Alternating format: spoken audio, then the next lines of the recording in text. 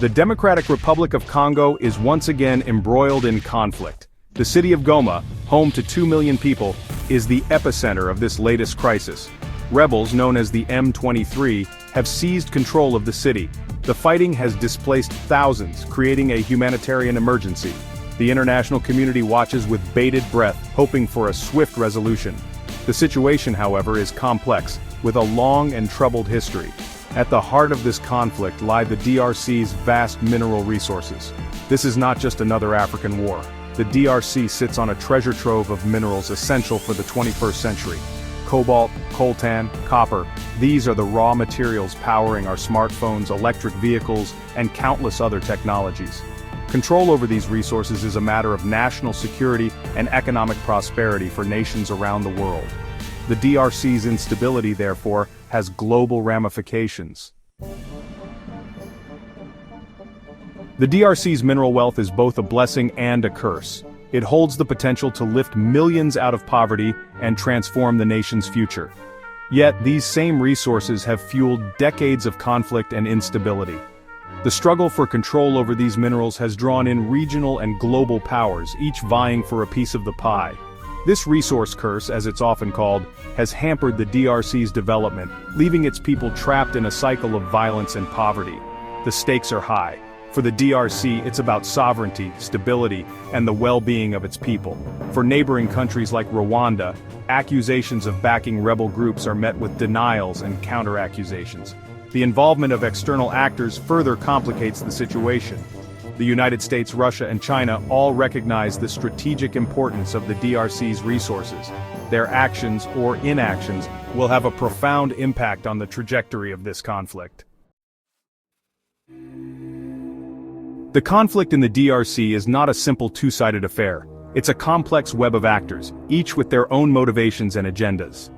The M23 rebels, primarily composed of ethnic Tutsis, claim to fight for the rights of their people. However, they are widely believed to be backed by Rwanda, a charge Kigali vehemently denies. The DRC government, led by President Felix Tshisekedi, faces accusations of corruption and incompetence. The international community is also deeply involved. The United Nations maintains a peacekeeping force in the DRC, tasked with protecting civilians and stabilizing the country. However, the UN mission has been criticized for its ineffectiveness and inability to prevent atrocities. The United States, under the Trump administration, has taken a keen interest in the DRC, driven by concerns over Chinese influence and the security of strategic minerals. Section 4. The Trump administration's response. A test of resolve. The Trump administration faces a critical test in the DRC. The escalating conflict presents both challenges and opportunities. On the one hand, the U.S. has a moral obligation to help end the violence and alleviate the humanitarian crisis. On the other hand, the U.S. has strategic interests at stake, including countering Chinese influence and securing access to critical minerals. The Trump administration's response has been a mix of diplomacy and pressure. The U.S. has called for a ceasefire and urged all parties to engage in dialogue. Secretary of State Mike Pompeo has been actively engaged in diplomatic efforts seeking a peaceful resolution to the conflict. The U.S. has also imposed sanctions on individuals and entities accused of fueling the violence and profiting from the conflict. However, some critics argue that the Trump administration has not done enough to address the root causes of the conflict, such as poverty, corruption, and impunity. Section 5. A global call to action. Securing a peaceful future for the DRC. The conflict in the DRC is not just an African problem, it's a global crisis that demands a global response.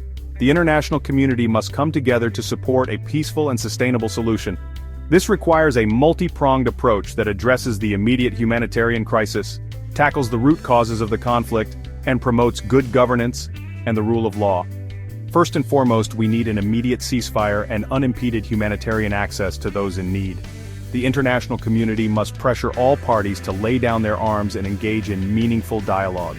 Second, we must address the underlying drivers of conflict, including poverty, inequality, and the illicit exploitation of natural resources. This requires investing in sustainable development, promoting good governance, and tackling corruption. Third, We must hold perpetrators of human rights abuses accountable. Justice and accountability are essential for lasting peace.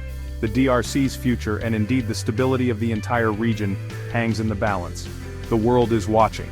It's time for the international community to act decisively and collaboratively to ensure a brighter future for the Congolese people. John reporting for TB Bar TV. Don't forget to like, share and subscribe for more.